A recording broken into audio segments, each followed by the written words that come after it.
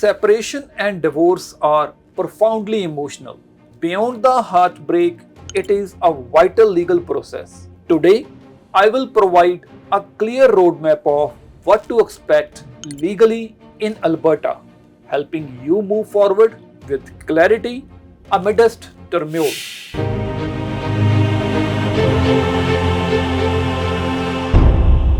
Navigating the emotional journey of separation and divorce. What to expect legally. First, the decision to separate. In Alberta, legal separation simply means you have chosen to live apart to end your relationship, even under the same roof if lives are separate.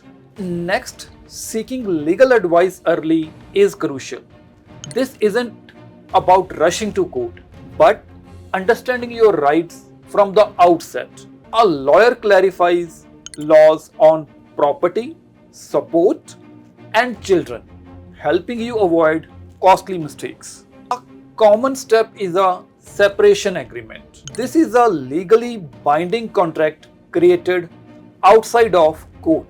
It details all separation issues: parenting, child support, spousal partner support, and property debt division. A well drafted agreement with independent legal advice provides clarity without lengthy court battles.